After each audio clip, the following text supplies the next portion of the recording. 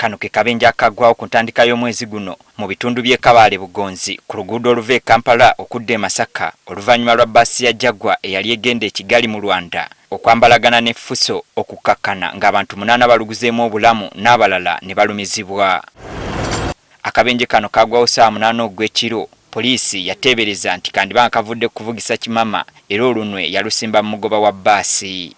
Ekigambibwa nti kiyinza okuba kyekivuddeko accident kwe kuvugisa ekimama okwa omugoba wa bbaasi kubanga kigambibwa abo bawonyewo batulaga nti abadde awenyuka buweewo ate ng'agenda ayisiza mu bifo watasaanidde kuyisiza. Kati olwaleero Minisita Omubeezi ow'ebyentambula Fred Byamukama ategeezezza nga gavumenti bwekoze okunoonyereza ku kabenje kano era ng'ebizuuliddwa biraga nti omugoba wa bbaasi ye yaviirako byonna ebyaliwo.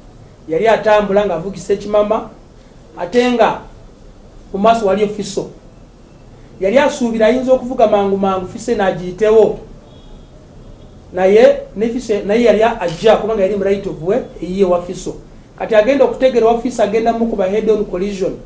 Kwe kutagala okuva ku kubo n'akuba abantu ekigo wansi okukakkana abantu 8 nga bafudde. Ono era ategeezezza nga gavumenti bwesazeewo okugira ng'eyimiriza emirimu gya kampani eddukanya bbaasi za Jaguar okumala ennaku 10 okusobola okwekenneenya oba erina ebisaanyizo ebigisobozesa okutambuza abantu. Okuva enkya olw'okutaano saa 12 ez'okumakya tetusuubira oba tetwandyagadde okulaba Jaguar bbaasi ngeri ku kkubo lyonna. Tubasaba ate tubalagira bbaasi zaabwe zonna ze bayina tuzinspecting are they in good condition zonna ze bayina kubanga bbaasi nga tebanaziteeka ku kkubo faba bakkiriza wano. Kyokka ono yeewunyiza engeri poliisi gye yalemerera okukwatamu omugoba wa bbaasi ono gwagamba nti yatuuse n'okwereeta ku ofiisi yekka okwegayirira gavumenti ereme kuyimiriza mirimu gya kampuni eno. Imagine okuva akabenje bakabaawo poliisi emunoonya akole statement report yeggwe taliiwe nyamulabye nga asibye wano ekigoye ng'agamba ali mu bulumi nga bazze kwegayirira gavumenti erimo basuspendinga okuva mirimo gyabwe gye bakola olaba nti ebintu babifudde nomo.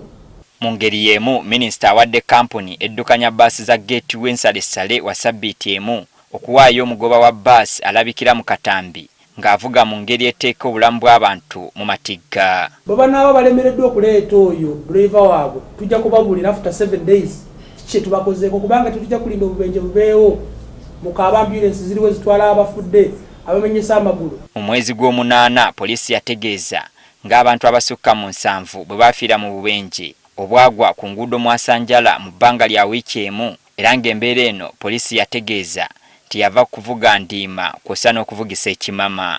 Obubenje buzzeemu okweyongera ensangi zino era okusinziira ku poliisi abantu abawerako baluguzeemu obulamu ng'obusinga bwetabwamu bbaasi ekireetedde gavumenti okusitukiramu okubaako ne kyekola ku mbeera eno.